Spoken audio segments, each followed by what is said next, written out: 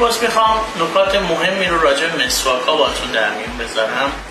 خیلی دقت کنید تا مسواک‌ها و ویژگی‌هاشون رو بشناسید. یکی از ویژگی‌های دیگه که وجود داره در مسواک‌ها، گفتیم به این در واقع براش‌ها یا موهای رو مسواک، حالا براش بریستل میگیم.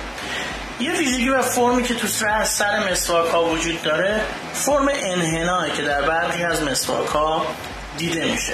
در واقع این فرم انحنا برای تطابق بهتر مسواک با آناتومی فک و دندونه، یعنی تو نواحی که در واقع فک ما حالت انحنا داره، این مسواک‌ها خیلی بهتر با دندون و لثه تطابق پیدا میکنن و باعث بهتر و تسهیل سازی در پاکسازی دندونه. در برخی از مسواک‌ها ما در واقع می‌بینیم بریستل‌ها و براش‌ها از لحاظ ارتفاع یک اندازه نیستن، بعضی کوتاه‌ترن، بعضی بلندترن، که در واقع این ویژگی کمک میکنه تا وقتی ما مسواک میزنیم این براش‌هایی که در واقع بلندتر هستن به فضای بین دندانی نفوذ میکنن و در واقع فضای بین دندانی بهتر پاکسازی انجام میشه. پس تفاوت ارتفاع در براش‌ها یا بریستل‌ها به ما کمک میکنه تا فضای بین دندانی رو بهتر تمیز کنیم. اما یه ویژگی دیگه که در برخی از مسواک‌ها دیده میشه، خوب دقت کنید، تو رأس مسواک بریستل‌ها بلندتر هستن. اما این بریستل‌های بلندتر که تو رأس نسبت به قسمت‌های بقیه مسواک بلندتر هستن چه کمکی به ما میکنه؟ در واقع یه ویژگی که داره به ما کمک میکنه که در واقع ما قسمت‌های پشتی دندون‌های انتهایی به ویژه تو فک بالا رو خیلی راحت بتونیم با اینها تمیز کنیم. پلاستیکایی که در واقع زائده‌های پلاستیکی که ما اطراف بعضی مسواک‌ها می‌بینیم، این برای چی قرار گرفته؟ دقت کنید وقتی داریم مسواک میزنیم این زائده‌های پلاستیکی هر سمتی که ما مسواک میزنیم، دقت کنید چه از این سمت چه اون سمت، اولین تماس رو با لثه ها خواهد داشت.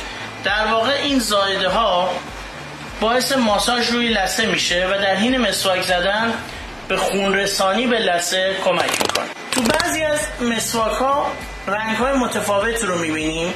در واقع این رنگ های متفاوت به ما کمک میکنه که الان دقت کنید روی مسواک ها هم هست که هر موقع این رنگ ها در واقع کم رنگ شد یا داره رنگش میره، ما به این نتیجه میرسیم که این مسواک عمرش تموم شده و بهتره دیگه ازش استفاده نکنیم. قسمت مهم صحبت هامون، دقت کنید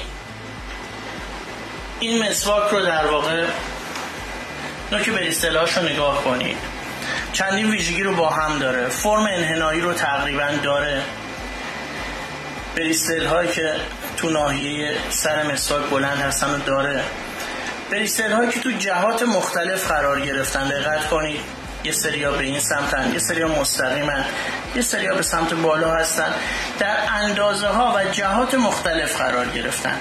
به این نوع مسواک میگن کراس اکشن و این مسواک های کراس اکشن بهترین نوع مسواک ها هستن. اینو به خاطر بسپارید، به دلیلی که بریستل ها در اندازه ها و جهات مختلف قرار دارن بهترین نوع مسواک ها هستن. این بهترین نوع رو معرفی کردم، اما یه بدترین نوع رو معرفی کنم، کاری ندارم با برندش. دقت کنید بریستل ها در یک جهت و با اندازه های یکسان قرار گرفتن. این نوع مسواک کمک زیادی به پاکسازی دندون ها نمی کنه. این رو به خاطر بسپارید. بریستل هایی که از لحاظ اندازه کاملا یکسان، از لحاظ جهات کاملا یکسان هستن، این نوع مسواک ها مسواک های خوبی برای تمیز کردن دندون ها نیستن.